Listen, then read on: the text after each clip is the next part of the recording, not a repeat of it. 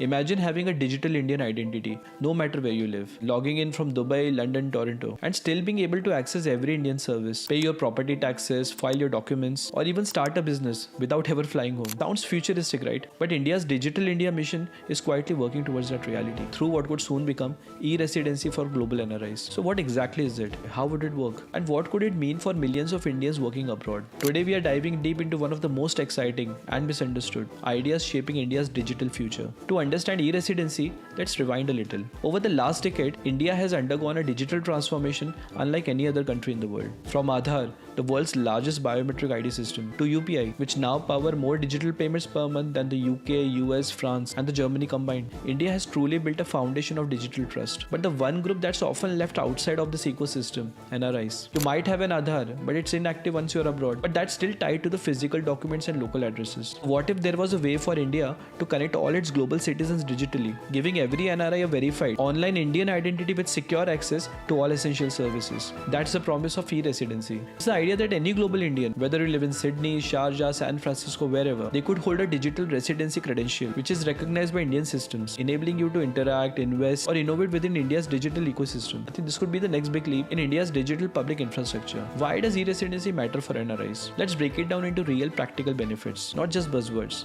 First and foremost benefit that you get is seamless access to Indian services. Right now, many NRIs struggle with just basic things like e-filing taxes, property management, or signing official documents. Everything needs physical presence or Indian representatives. E-residency could change that completely, allowing verified NRIs to digitally authenticate documents, or manage accounts, or use digilockers or e-sign from anywhere. Second benefit is easier business and investment. Imagine being able to incorporate a company, or open a business bank account, or even participate in Indian startup funding, all remotely with a verified Indian digital identity. This would not only simplify compliance for global entrepreneurs, but also attract new capital and innovation into India's startup ecosystem. Third benefit is stronger emotional and cultural connection. For millions of NRIs who don't want to return physically, e-residency would offer something deeply emotional. It says you may live abroad, but you are still digitally a part of India's growth story. That kind of symbolic and functional inclusion can bridge generations of diaspora back to their roots. Now, before we get carried away, let's be clear. India doesn't yet have an official e-residency policy, but the idea is very much on the table, discussed within think tanks and digital governance circles as a possible phase 2 of Digital India. For example, Aadhaar authentication for NRIs. In 2024, the government allowed voluntary Aadhaar linking for selected NRI accounts. They've also rolled out DigiLocker global access pilots. India's Ministry of External Affairs tested digital verifications with missions in UAE and Singapore. UPI is also live in 10 more countries, connecting NRIs to Indian payment trails. All of these are early building blocks, but a full-fledged e-residency program would require massive legal and technical reforms. So exactly who qualifies as an e-resident? Would it apply to OCI holders, ex-citizens, or anyone with Indian ancestry? How do you handle jurisdiction in case of fraud or misuse? All these are open questions that policymakers are still debating.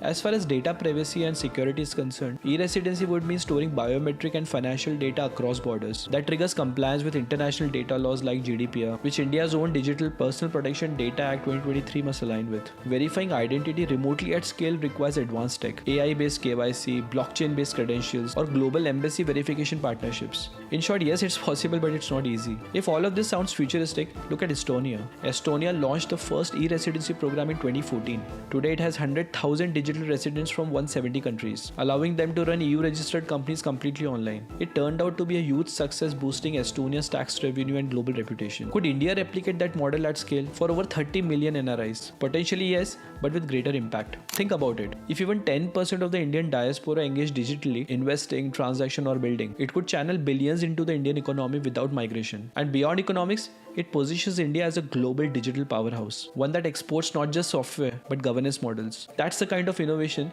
that moves a country from digital ready to digital sovereign. So where do we go from here? India's next big step could be Digital India 2.0, integrating diaspora services, global e-identities, and blockchain secure transactions. Think of it as an Aadhaar for the world's Indians, but optional, transparent, and privacy compliant. For NRIs, this could mean faster access to government services, simpler property tax, compliance processes, and new investment opportunities without red tapes. So if you're an NRI watching this, think about it. What if your connection to India could be truly borderless? What if you could stay part of India's progress, contribute to its economy, and build your future digitally from anywhere in the world? E-residency may sound futuristic today, but so did Aadhaar and UPI once. India has already proven that it could lead the world in digital innovation. This could be the next big leap. So I hope you enjoyed watching this video. If you did, then please leave your comments and suggestions. This is me, Pratik, signing off from NRIs. Over and out.